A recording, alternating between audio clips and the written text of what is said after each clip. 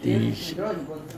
શ્રી વલ્લભાધીશ કી જય, મુસાઈજી ગિરિરાજ કી જય, શ્યામ સુંદર શ્રી અમને મહારાણી કી જય, મુસાઈજી પરમ દયાળ કી જય, ગોકુળનાથ કી જય, દાઉ દયાળ કી જય, શ્રી નવનીત પ્રિયા લાલ કી જય, અપને માતે વિરતા સેવ્ય સ્વરૂપ કી જય, બધા વૈષ્ણવને દાદા કરી જય શ્રી કૃષ્ણ. જો આપણે લીલી પરિક્રમામાં ક્યાં આવ્યા છીએ? વૃંદાવન.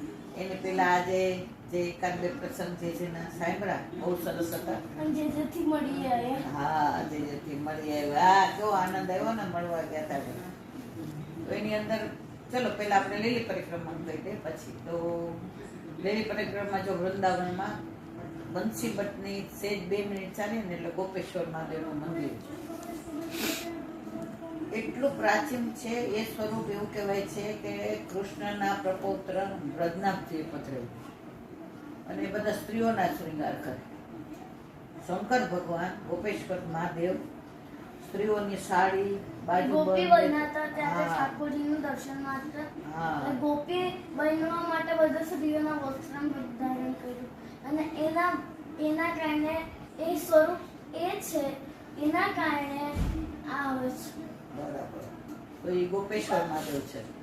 તો એનું અનુસંધાન ક્યાંથી આવે છે? નરસિંહ મહેતાની વાત. નરસિંહ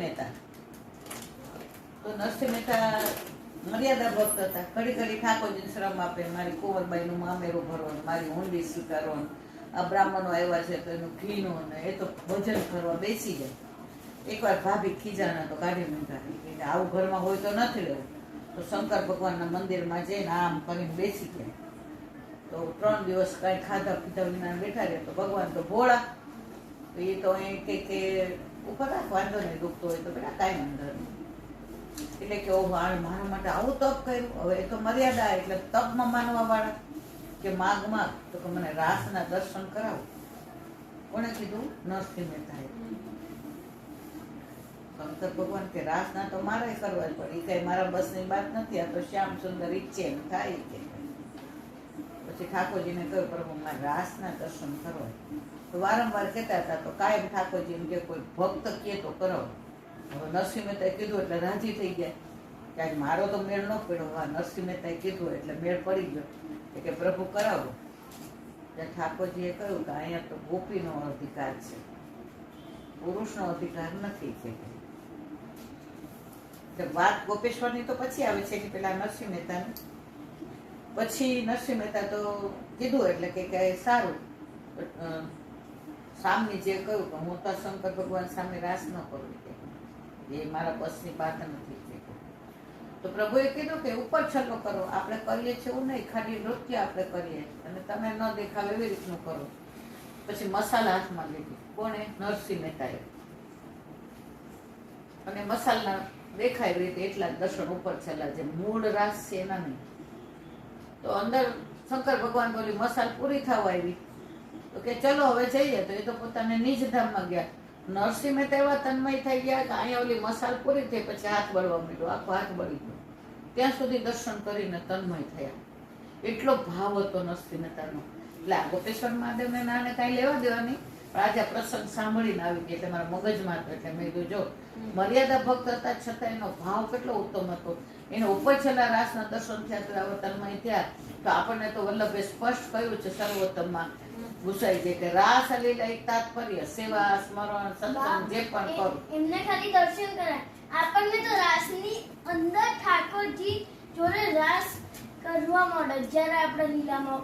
હા, હવે આનાથી બધું ઉત્તમ હોય ક્યાં?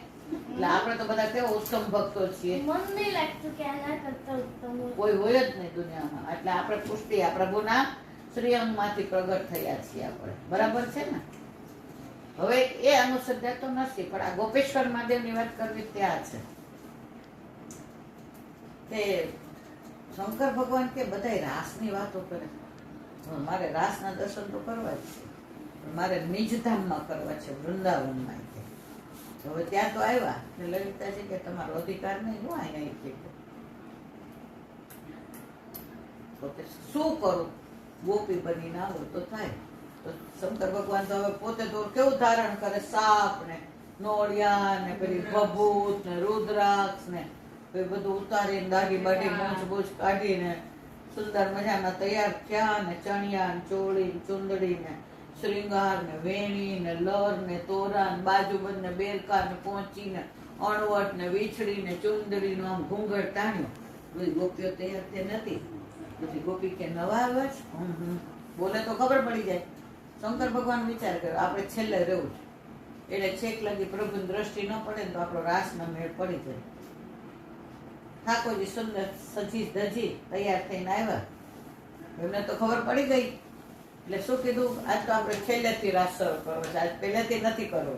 તો જ્યાં શંકર ભગવાન હતા ત્યાં ઉભા રહીને કે આવો આવો ગોપેશ્વરજી આવો. એ કે શંકર ભગવાન કે આને શું કેવું મારે, આની લીલા અપરંપાર છે, એટલે તો મેં હૃદયમાં રાખ્યો છે. ઝેર પીધું ને મેં અંદર ના જવા દીધો, કારણ કે મારા આરાધ્ય આપ છો, અંદર બિરાજો, અને ઝેર અંદર જાય હું જ દોષનો અધિકારી બનું. અને ઈ ગોપેશ્વરજીનું સ્વરૂપ ત્યાં બિરાજે છે. અને તું મંદિરે એટલું સરસ છે ને, શ્રીંગાર અમે ગયા ત્યારે નહીં, બધા કમળના માળાજી ને કમળના બધા શ્રીંગાર કર્યા હતા. બાજુબંધ બેરખા ઓલી લૂચી ને બધા બેરખા બાજુબંધ બેરખા અણવટ. ઓહો. અને પછી તું જોઈ દર્શન કરીએ ને તો ભૂલી જાય કે આ શંકર ભગવાન મંદિર છે. એટલે એકવાર આપણે જઈએ ને તો બ્રજમાં બધા આ બધાની પાછળ થાય કે આની જો હું 5:30 મંદિરની કહેવા જાઉં તો આપણે જીવીએ ત્યાં સુધી આનું જ ચાલે. આટલું 2-4 ઉપર છેલ્લી વાત કરીએ એટલે ખબર પડે કે વૃંદાવનમાં કેટલું બધું છે. પછી ત્યાંથી તમે સહેજ બહાર નીકળો ને એટલે તુલસીજીનું છે, ત્યાં આખું તુલસીના વૃક્ષ છે. પછી નિધિવન આવે. નિધિવનની અંદર જેવું સેવાકુંજમાં છે એવું જ છે, બધા તુલસીના. પણ તમે જાઓ ને ત્યાં તો બધે આમ દંડવત કરતા છે વૃક્ષો. છોડ છે ને બધા દંડવત કરતા, કોઈ આમ ઊંચા નથી. અને રાતના બધી ગોપીઓ બની જાય અને સવારે બધા પાન બની જાય અને આખી રાત બધા રાસ કરે. ત્યાં દિલ્હીમાં એક પુરાતત્વ ખાતામાં એક પત્ર છે, ત્યાં એક છોકરો આવ્યો હતો, કેટલા વર્ષ પહેલાની વાત છે. અત્યારે દિલ્હીમાં છે એટલે હમણાંની જશે, બહુ લાંબી અંગ્રેજોના વખતની. તો બધાએ ના પાડે કે રાતના એ કોઈ રહેવાનું નહીં. તો ત્યાં તમે રાત પડે ને એટલે તમે નીકળવા જાઓ ને તો બારી બારણા બધાએ બંધ કરે, કોઈ જોવે નહીં બાજુ, બધાને બીક લાગે. આ છોકરાને એમ થયું કે હવે કોઈ ધ્યાન નથી ને તો ઝાડની ઓથમાં હંતાઈ જોઈએ. બોલો, છોકરો એકવાર દર્શન થઈ જાય ને તો બેડો બહાર થઈ જાય. પછી રાતના એને એવું જોયું, ખબર મૂર્છિત થઈ ગયું. પછી એને ગુરુદેવ આવ્યા અને પાણી છાંટ્યું. એણે કીધું પેનને મને ખોલ્યો આપો ને લખી દીધું કે મેં જે દર્શન કર્યા છે એ કોઈ દિવસ કોઈ ધારણ કરી શકે એમ નથી, અને હું આ કહી શકું એમ નથી. ગોપી ને ઠાકોરજી ને રાસ રાસ રાસ કરતા ત્યાં લીલામ પછી, એટલે ત્યાં કોઈ રહેતું નથી. આપણે હમણાં ઘણી ચેનલો વાળા પ્રયત્ન કર્યો પણ કોઈ રહી શક્યા નહીં. ત્યાં રાતના તમે જ્યારે સૈયા મંદિરની અંદર પાનના બીડા મૂકે, દાંતણ મૂકે અને વસ્ત્રો હોય, સવારે બધું ખાલી, પશુ પક્ષી વાંદરા તમે જો કીડી શીખે ત્યાં ન રહે, કારણ કોઈનો અધિકાર નથી. અને તાળા મંગળ કેવા કરે તમે જુઓ તો ઓલા લોખંડના તાળા હોય, 8-10 તાળા, અને ચાવી મુખ્યજી એક એની પાસે રાખે ને એક બીજા ઓલા પાસે હોય. સવારે ખોલે તો દાંત છે એને 2 ચીરી હોય ઓલા દાંતણ, અને પાન છે એ ચવાયેલા હોય, અને વસ્ત્રો છે અસ્તવ્યસ્ત હોય, એને રંગ મહેલ કહેવાય છે. એટલે આજની તારીખમાં ત્યાં આપણના દર્શન જઈએ એટલે થાય. ત્યાં અષ્ટસખીના મંદિરો છે જે રાસ કરે છે. અને પછી ભૂખ લાગી ગઈ તો આપણે ત્યાં બેઠા હતા, તને ખબર હોય તો અષ્ટસખીના દર્શન, એટલે એ નિધિવન છે. પછી ત્યાં આગળ જાઓ એટલે બ્રહ્મકુંડ આવે છે.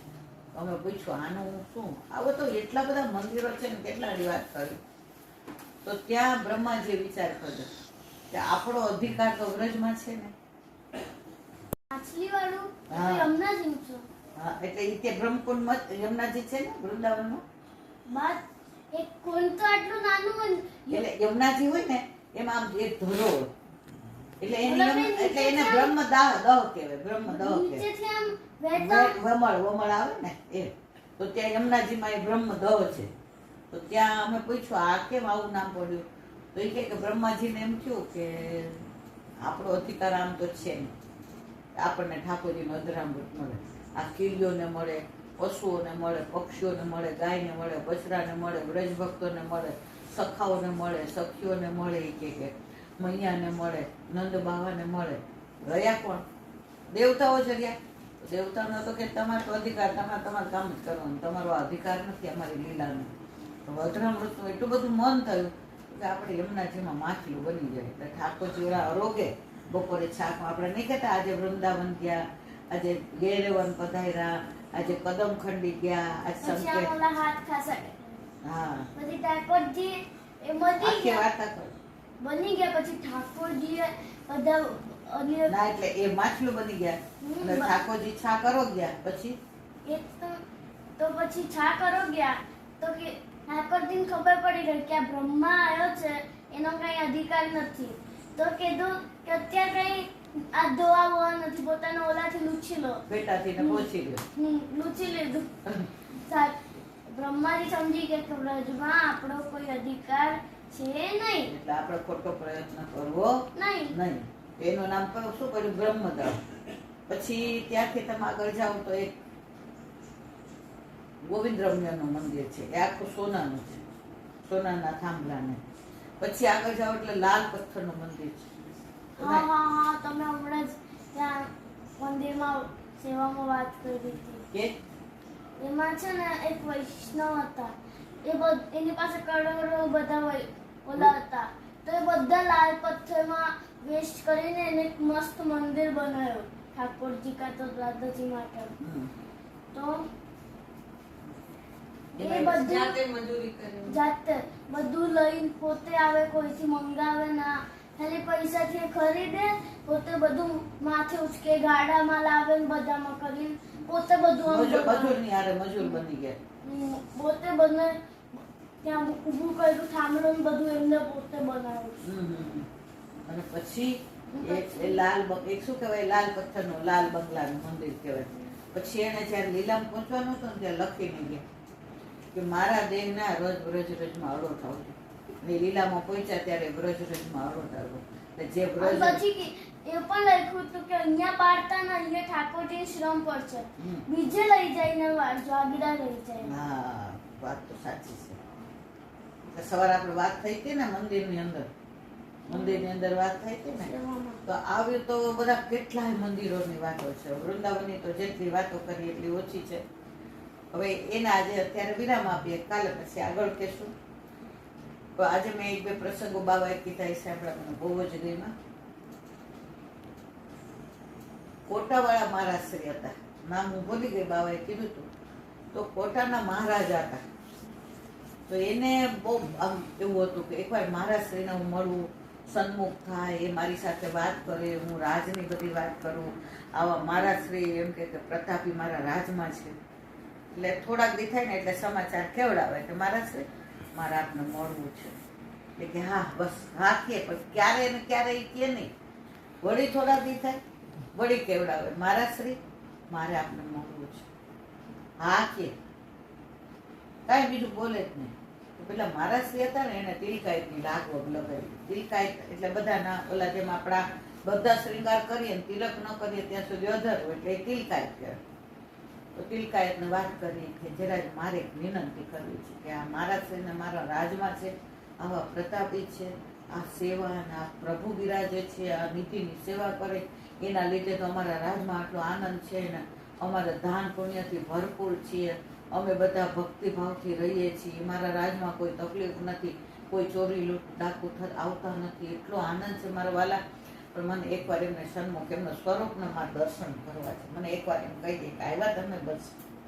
તિલકાયતે કીધું તો બાબા તમારા રાજના પેલા મહારાજા છે ને એને તમને મળવું છે, આજે કેટલા વખતથી પ્રયત્ન કરે છે, હવે એકવાર ટાઈમ આપો.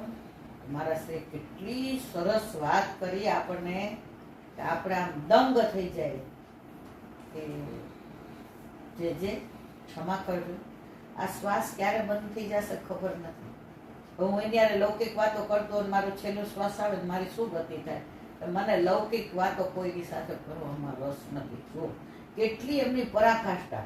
એવી જ વાત મીરાબાઈ, ભલે છે મર્યાદા ભક્ત, પણ આ એકવાર સાંભળવા જેવી છે. કીધી કે નહીં મને યાદ નથી. મીરાબાઈને બિચારા ભક્તોને જ્યાં જુએ સંતોને, અને જ્યાં રાધા અને કૃષ્ણનું નામ લેતા મેરે તો ગિરધર ગોપાલ દૂસરો ના કોઈ, ત્યાં બેસી જાય. ભૂલી જાય કે હું રાજરાણી છું, મારે ઘૂંઘટમાં રહેવાય, મારે આવી રીતે ના બેસાય, આ પુરુષોમાં વાત ન થાય, તો પાછા દેહાનું ભાન પર મેરે તો ગિરધર ગોપાલ દૂસરો ના, અને ગાવા બેસી જાય. પછી પાછળથી ને પ્રજા બોલે આને કાંઈ છે, આવી તો કોઈ રાણી હોતી હશે, રાજરાણીથી આવું કરે છે, આને તો આ બધા પુરુષોની હારે નાચવું ગાવું ગમે છે, આમ બધા ગાળો બોલે પાછળથી ને નિંદા કરે. હવે એની એક બેનપણી હતી, મેળતામાં રહેતી હતી, મીરાબાઈ મેળતાના. ત્યાં મેળતામાં સરસ મંદિર છે, મીરાબાઈ નહીં. આપણે ગયા હતા ઓલા ચૌધરી સાહેબને ત્યાં લગ્નમાં, ત્યારે મને કે દીદી તમારા ઠાકોરજી મીરાબાઈનું મંદિર છે ને કે ગિરધર ગોપાલ, અમે દર્શન કરવા ગયા હતા. ત્યાંના હરિભાઈ સેવક થઈ ગયા, એની સરસ વાર્તા પછી કોઈ વાર કરીશ. મેળતાના એના દ્વારા ત્યાંના રાજાએ શરણે આવ્યા હતા, જે જેવલમલનો બહુ સરસ વાર્તા છે. એની દીકરી કેવા બધાને સુખી કર્યા હતા, બધું સરસ છે. તો મીરાબાઈની બેનપણી હતી, તો મીરાબાઈનો જન્મદિવસ હતો, તો એને મળવા આવી હતી. એ કે મીરા આ તો તને મળવા આવી કે મેરે તો ગિરધર ગોપાલ દૂસરો, એની અરે કોઈ લૌકિક વાત નહીં. આખો દિવસ ઠાકોરજી ને એને એના કીર્તનો ને એના ભજન ને એનું વાંચવું ને એનું બોલવું, એનું રાધે રાધે ને એને કૃષ્ણ કૃષ્ણ ને એને લૌકિકમાં ખાવા પીવામાં રસ નહીં, પહેરવા ઓઢવામાં એને બીજો શેમાં રસ હોય. એટલે ઓલી સમજી ગઈ કે હવે આને દુનિયાથી આ પર થઈ ગઈ છે, અને બીજો કઈ રસ નહીં. પણ છતાંય લોકો આને છોડતા નથી, લોકો આને ગાળો દે છે, લોકો આની નિંદા કરે છે. આ તો પાડ દઉં કે છે. એટલે પછી રસ્તામાં મીરાબાઈએ કીધું કે હું તો એ દર્શન કરવા જાઉં છું, તારે આવું છે? એ કે હાલ આવું. કે બસ સંતો જોઈને બેસી તો નહીં જાય. એ કે એવું ન હોય એમ. પછી તોય મૂંગારીએ ગાય બોલે નહીં. પછી રસ્તામાં નીકળ્યા ને એટલે 8-10 પુરુષો હતા, એ ઠીકડી ઉડાડવા માંડ્યા. જો નીકળી કે આ કોણ કે છે? રાજરાણી. જો મોટી ભક્તાણી નીકળી, મેરે તો ગિરધર ગોપાલ મેરે. ત્યાં બીજા બોલવા માંડ્યા. ઓલી ત્યારે તો કઈ બેનપણી ચૂપ રહી. પછી આગળ ગયા એટલે પાછી ઓલી મહિલાઓ ઘૂંઘટાને ઈ કે આજને ઓલી મીરા ઈ કે ઓલા રાજાની રાણી, અરર આવી રાણી હોય. ઈ કે મોટી ભક્તાણી થઈ, ભક્તિ કરે ને એને બધે ગાળો બોલે, પોતે ન કરતા એટલે બીજાથી ઈર્ષા થાય. એટલે ઓલી ઊભી રહી કે મીરા ઊભી રહે, તું બોલે છે કે હું બોલું?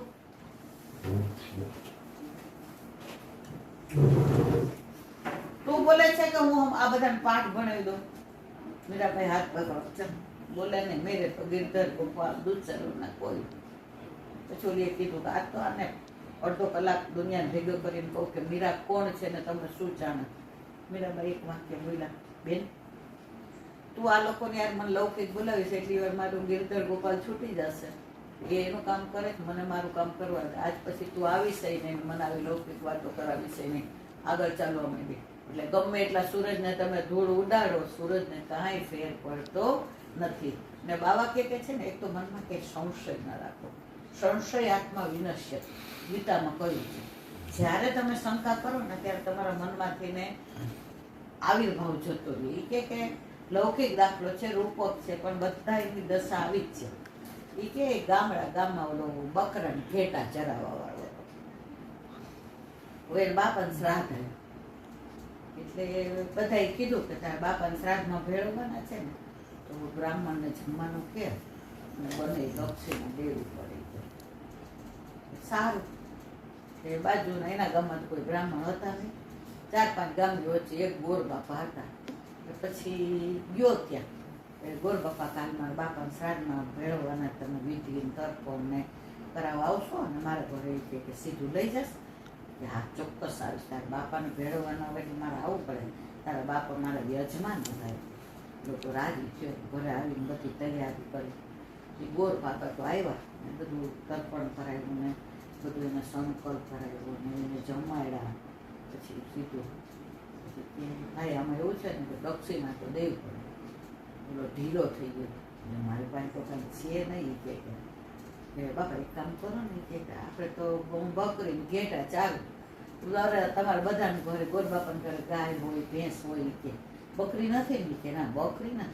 એમ કરો આ તમને ગમે ને નથી બકરી દક્ષિણામાં લઈ જાવ ઈ કે એટલે સમજી ગયો કાંઈ નાનો ભાવ છે ને પેલાના જમાનામાં આવું નહોતું કે આ યજ્ઞના આટલા થાય લગ્નના આટલા થાય સગાઈના આટલા થાય ને સત્યનારાયણની કથાના હવે ભાવ થઈ ગયા પેલા તો જેને જેટલો છે એવો ભાવ અને જેનું જેટલું સામર્થ્ય એટલું આપે માનો ખેડૂત ઘરે જાય તો અનાજ એમ કે ભાઈ તમને આ 2 ગુણી ભરીને બાજરો લઈ જાઓ ઘઉં લઈ જાઓ ચાર લઈ જાઓ કોઈ શેઠિયાના ઘરે જાય તો કે ભાઈ આ મગફળીનું તેલ લઈ જાઓ પેલાને ત્યાં જાય તો કે આ ઘી લઈ જાઓ બધાનો આવો અંદર અંદર ચાલતો ને પ્રેમ ભાવ હતો બ્રાહ્મણ હતો તો એ ઉપદેશના આ યજ્ઞના કાર્યો કરતો હતો તો પછી ક્ષત્રિય હતો તો રક્ષાનું કાર્ય કરતો હતો વૈશ્ય હતો તો ધંધો કરતો હતો ક્ષુદ્ર હતો તો સેવા કરતો હતો વર્ણાશ્રમ ધર્મ એટલા બધા પાકા હતા કે કોઈને દ્વેષ ક્લેશ નહોતો અત્યારે બધું છૂટી ગયું છે એટલે પરિણામ આપણે જોઈ રહ્યા છીએ બધા એટલે એ તો બકરી સવારે પછી કે છે બાપા હવે સવારે જાજો ને તમારે આંખે અંદર એની ઉંમર થઈ ગઈ ને તકલીફ ને આપણે નદી વડોટવાની છે એટલે સવારે પણ મારે ભળોકડે નીકળી જવું પડે હોય કે મારે પછી મારી ગાય દોવાની હોય ગોરાણીથી ગાય દોવાતી નથી ને હજી દીકરો પરિણામ જેટલો છે પણ પરિણાયો નથી એટલે મારે ભળકણું થાય તમારે ગામ પહોંચે બાપા કલાકમાં પહોંચી જશો એ સવારે વહેલા બાપા તો 3:30 વાગ્યામાં બ્રહ્મ મુહૂર્તમાં ઉઠા નાયા ધોયા ઓલાએ દૂધ બનાવી દીધું ને પછી સંધ્યા વંદન કરીને નીકળ્યા 4 વાગ્યા હતા બાપા આ ભાડામાં જો આ બાજુ ઘેટા છે તો તમારે કામના નહીં એમાં તો ઊન કાપવાનું હોય એ તો તમે કરો નહીં બ્રાહ્મણ માણસ છો આમાંથી ગાય લઈ લો છે બાપા બકરી લઈ લો છે બાપા રાજી થયા કે આનો ભાવ જોય ભલે બકરી દૂધ કોકરી કામમાં આવે ગામમાં કોઈને આંખ ખોટી હોય કોઈને વૈદ્યને જોઈતું હોય તો આપણા ઘરે જ લઈ જાય પણ એની દક્ષિણાની મારથી ના ન પડાય મેં સંકલ્પ કરાવ્યો એટલે દક્ષિણાની મને દેવી પડે તો જ એને ફલે થાય એને તો અંધારામાં મજાનું ગમતી હતી બકરીના હાથ ફેરવો આમ કોમળ જોઈ આંચળ જોયા અને નાખી ખબર ભાઈ તારું કલ્યાણ થાવ તારા બાપાના શ્રાદ્ધમાં ભલે ભેળવા હવે તારે દર વર્ષે આ દિવસે શ્રાદ્ધ કરે મહારાજ ચાલો ને છેક પાદર સુધી મૂકવા આવ્યો બાપા સીધે રસ્તે એ કે ભાઈ હવે ભળોકડું થવા માંડ્યું જો બધા ખેડૂત ખેતરે જવા માંડ્યા પનિહારી પાનિયાની ભરવા જાય છે કે ભાઈ તું તાર જાય કે એટલે નીકળો તો 4 ઠગ જોઈ ગયા તો બકરી આપણા કામની છે કે આને વધેરીને જે ખાવાનું એટલે એ કે આપણે આને પકડી પાડીએ તો આમાં લોટકો છે લોટકો એટલે જરા એમ દેશે નહીં અને ગામમાં બીક લાગી કે એમને લઈ લઈએ ને ક્યાંક ગામવાળા આવી જાય આમ 4 ઠગને મારે એ ચારેય નક્કી કર્યું એ કે બાપાનું એ કે ગામ એક ગામ છે એટલે આપણે એ કે બાપા ગામના અંતરે ચારે ઊભા રહી જાય ને આપણે એમ તો 4 ઠગે જોઈ લીધું કે હવે આને તો પાડી દઈએ ને કેટલા દિવસોથી કઈ ખાધું નથી આ બકરી ખાઈ ગઈ છે મિલી જાતી ના હતા તો પછી એ જાતો તો પહેલો ઠગ આવ્યો કીધું કે ગોર મહારાજ અત્યારના ગોર મહારાજ જોઈ કેવા થઈ ગયા કૂતરા ખભે લઈને જાય છે પછી કે એ તો પાંદડો છે આ તન બકરી કૂતરું દેખાય છે પછી આગળ ગયો તો બીજો આવ્યો તો કીધું આ પાછળ લાવ ને અને કૂતરાઓ કેમ ખભે લીધા છે આટલા તો ગામમાં ફરે પછી ત્રીજો આવ્યો કીધું કે આ કૂતરા લઈને જાઓ છો કેવા થઈ ગયા છે પહેલા તો મટકી મતલબ પાણીની ઓલી ગંગામાં સ્નાન કરતા પછી ચોથો આવ્યો તો કીધું કે આ લોકો તો ગંગાના જલનું જ પાણી પીતા હોય કેવા થઈ ગયા કૂતરાને ખભેલો છે તો એમ થયું કે આ શું થયું ફેંકુન ભાગ્યો તો કે એટલે તમે કીધું કે ક્યાંય સંશય નહીં કરવાનો સંશયાત્મા વિનશ્યતિ એટલે ક્યાંય સંશય કરવાનો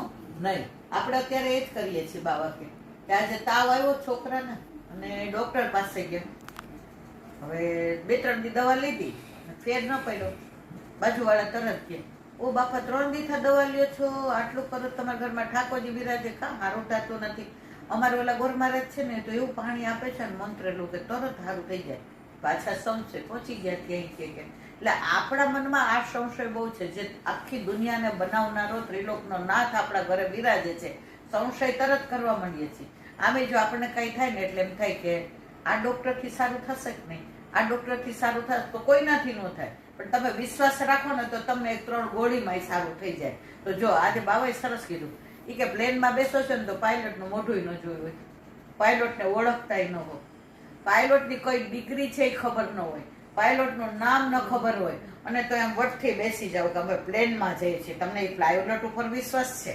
ઈ કે બસમાં બેસીને તો ઓલો કંડક્ટર ટિકિટ લેવા આવે ત્યાં સુધી આપણને તો ડ્રાઈવર કોણ છે ને કયા કપડાં પહેર્યા ને શું બેઝ નંબર કાંઈ ખબર, તો આપણે તરત કહીએ અમે અમદાવાદથી રાજકોટ જઈએ છીએ, અમે તો લક્ઝરીમાં જોઈએ.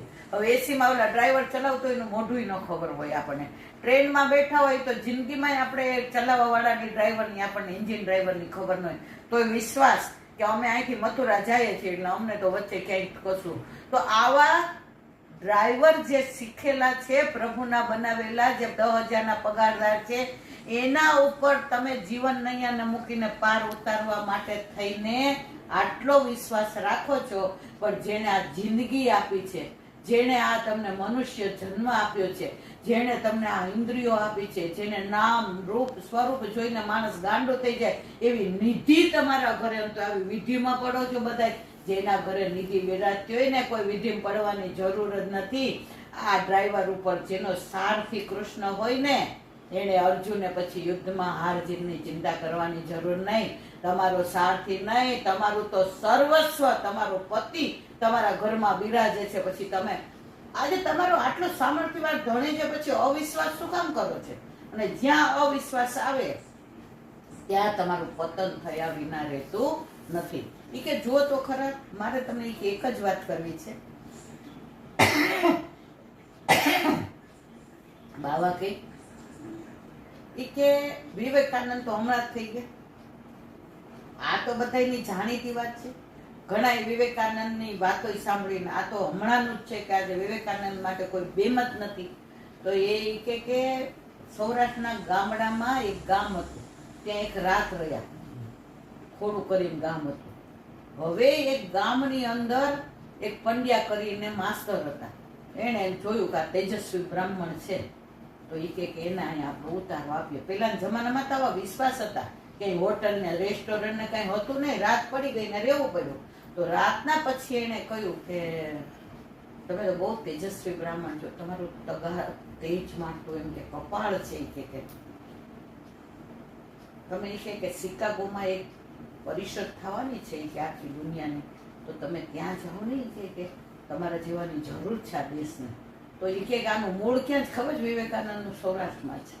આ મારું કાંઠિયાવાડ છે, આ મારું ગુજરાત છે. કે આ સાયરામે કહ્યો હતો પ્રસંગ, હમણાં જ મેં સાંભળ્યો હતો કે આ બધી આપણને ખબર નથી. કે ચેતો ઘોડો હતો ને એ કે ધાંગધ્રાની બાજુમાં ગામ છે ને, એ દરબારનો હતો. એ કે ભલે લડ્યો ક્યાં રાજસ્થાનમાં મહારાણા પ્રતાપ, પણ હતો ક્યાં નો મારા સૌરાષ્ટ્ર, મારા ગુજરાતનો. તો આ ગુજરાતની ગાથા જે સમજે ને એ જાણે ને એ માણે. બાકી બધાને અત્યારે ઇંગ્લિશ મીડિયમમાં ભણાવવા છે, ગુજરાતીમાં પણ ગુજરાતી તમારી માં છે. એ કે આંખ હોય ને તો ચશ્મા પહેરાય, ચશ્મા તમે ગમે એવા કરોડો રૂપિયાના લ્યો નહીં, પણ આંખ જ નહીં હોય તો શું કરશો? ગુજરાતી તમારી માં છે, માં. એ કે તો એ કે બાબા એટલે પછી વિવેકાનંદે તો ગમે એમ કરી લાગો લગાડીને ત્યાં ગયા ને પેલું સંબોધન કર્યું, મારા પ્યારા ભાઈઓ ને બહેનો. અને છક્ક થઈ ગયા બધા. આજે બીજા હોય તો brother and sister, hello, how, English કાંઈ નહીં. જે કેવું તું એને કઈ જ દીધું. એટલી એને ગૌરવ ગાથા હતી કે હું ઇન્ડિયન છું, હું ભારતીય છું એમ. અને પછી એમણે કહ્યું કે તમારો એક નેશનલ કોઈ ધાર્મિક ગ્રંથ લાવ્યા છો? આપણે અહીંયા કે ધાર્મિક ચર્ચા કરવા માટે. એ કે હા લાવ્યો છો. જો ભારતમાં આટલા ધર્મો બિરાજે, આટલા ગ્રંથો, તો આપ્યું કયું ખબર છે? ગીતાજી. શું આપ્યું? ગીતાજી કોનું છે? કૃષ્ણનું છે. ક્યાં કહ્યું તું? કુરુક્ષેત્રમાં. કોને કહ્યું તું? અર્જુનને. આ બધા યોગની કથા શેમાં છે? ગીતાજીમાં. તો પછી ઓલા લોકોને ગમ્યું નહીં, ગીતાજી આપી. એટલે એમાં જે બધા બહુ લુચ્ચા ને હોશિયાર લોકો હતા ને, ગોરિયાઓ ને ધોળિયાઓ ને ફલાણા ને ભેકરા ને કુચરા ને, ઇન્ડિયન તો એકલો જ ને, ઇન્ડિયાને તો પહેલેથી જ બધા બિચારા માને કે આ લોકો તો શું ખબર પડે. ઠીક મારા ભાઈ રામ ભરોસે હિન્દુ હોટેલ વાળા છે એમ કે. એટલે એ ગ્રંથ હતો ને કે આમ છેલ્લે મૂકો, એટલે છેલ્લે મૂકો ઉપર બધા ગ્રંથો. વિવેકાનંદ તમારું આમાં શું કેવું છે ગ્રંથ બાબતમાં? કે મારે એ જ કેવું છે કે પાયો તો ગીતા છે, પાયો ન હોત તો બધા ઉભા છે ના ઉપર. પાયો શું છે? ગીતા છે. જુઓ આજે વિવેકાનંદ એવું કહેતા હતા કે પાયો ગીતા છે, ગીતા આપણી છે. ને આપણને તો પાછી એની પાછળ તરત ને તરત વલ્લભે 16 ગ્રંથ રૂપી વલ્લભ ગીતા આપી છે કે એનું અનુસંધાન છે બધું, કે તમે ગીતા ન સમજાય ન વાંચી શકો તો તમે આ 16 ગ્રંથ વાંચો તો આ વલ્લભ ગીતા વાંચશો તો હવે બીજું કશું કરવાનું નથી. ઓલાને ગુસ્સો આવ્યો ઈ કે આ તો ખરા છે સંત, ઈ કે બરાબર વચમાં મૂકે. શું કેવું છે મહારાજ? ઈ કે હું ઈ જ કહેતો હતો કે મધ્યવર્તી બિંદુ બરાબર હોય ને તો ઈ કે પરિઘ બરાબર હોય, કે તમે બરાબર કહ્યું. બોલો કે આ તો કોઈ વાતે હાર માનવા તૈયાર નહીં, ઉપર મૂકી દીધી. એટલે એ મારે એ જ કહેવું હતું કે ટોચમાં જ ગીતાજી હોય, બાકી બધા તો નીચે જ હોય. કે ત્યારે બધાને એમ થયું કે ભારતના સંતને માનીએ છીએ એવા નથી હોતા, ભારત જેવું તેવું નથી. આજરે હવે અત્યારે આપણે જો ભારત કેટલું આગળ વધી રહ્યું છે આપણે બધા જોઈ રહ્યા છીએ.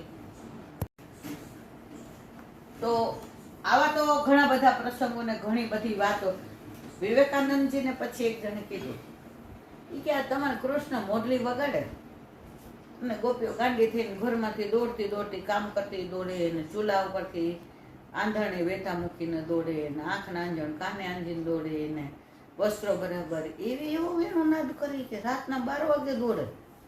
વિવેકાનંદ કે અત્યારે જવાબ નહીં આપું, કે પછી આપી શીખે. કે આ મેં સાંભળેલો પ્રસંગ, આ વાંચેલો નહીં, ઓલો મેં વાંચેલો હતો. તો પછી કે આનો જવાબ પછી કે પછી જ આપો ને, તમારી પાસે હોય ને હું આપો.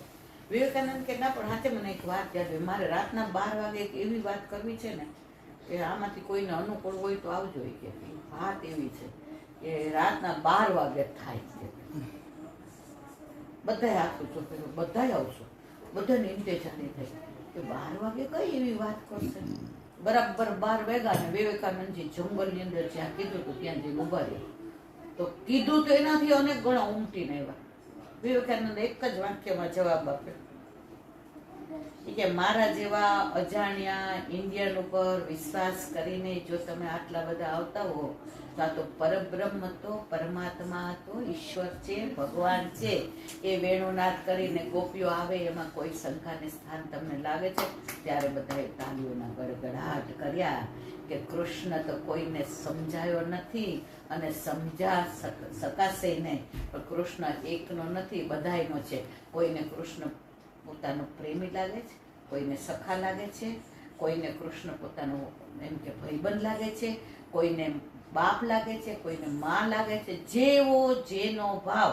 આજે ઠાકોરજી કંસના દરબારમાં આવ્યા તો કંસને એનો કાળ લાગ્યો, હવે હું મરી ગયો. એટલે મલ યુદ્ધ હતા એને એમ લાગ્યું આ મલ આવ્યો. જે પેલી પ્રજા હતી એને એવું લાગ્યું હા અમારો નાથ આવ્યો. જે બધી પત્નીઓ બધી ઓલી મથુરાવાસી સ્ત્રીઓ હતી, ઓહો આ તો કોણ આવ્યો જેની રાહ જોતા. જેને જેવો ભાવ હતો એવા દર્શન ઠાકોરજી આપ્યા. તો તમારો જેવો ભાવ હશે પ્રભુ પૂરો કરશે. હવે આપણે દાન લીલાનું અધૂરું છે, પણ હવે સમય થઈ ગયો છે એટલે હવે એની લીલાની વાતો કાલે કરીશું. આ વલ્લભની વાણી અને ભૂલોય મારી. બોલો વલ્લભાધીશ કી જય. શ્રીમદ ભાગવત અને મારા ગુરુદેવને દંડવત પ્રણામ કરું છું. चंद्र सरोवर पे सूरदास जी के द्वार पे मेरा दंडवत प्रणाम. सुरभि कुंड पे परमानंद दास जी के द्वार पे मेरा दंडवत प्रणाम. जमुनावता पे शंकरसर कुंड पे कुंभन दास जी के द्वार पे मेरा दंडवत प्रणाम. बिच्छू कुंड पे कृष्णदास जी के द्वार पे मेरा दंडवत प्रणाम. कदम खंडी पे गोविंद स्वामी के द्वार पे मेरा दंडवत प्रणाम. अप्सरा कुंड पे चित्त स्वामी के द्वार पे मेरा दंडवत प्रणाम. मानसी गंगा पे नंददास जी के द्वार पे मेरा दंडवत प्रणाम. रुद्रंग कुंड पे चंद्रगुप्तदास जी के द्वार पे मेरा दंडवत प्रणाम. ब्रज विलास ब्रजनी गोपियों पे मारा दंडवत प्रणाम. જે વલ્લભ સવારથી અત્યાર સુધી સેવા સ્મરણ ને સત્સંગ જે કરાવ્યું એ તારા ચરણારવિંદમાં સમર્પણ કરું છું. અને ભૂલ અપરાધ થઈ હોય તો ક્ષમા કરજો. બોલો વલ્લભાધીશ કી વલ્લભ બોલ દ્રઢ જડાઈના ચરણના કેરો ભરોસો. દ્રઢઈના ચરણના કેરો. શ્રી વલ્લભનાથ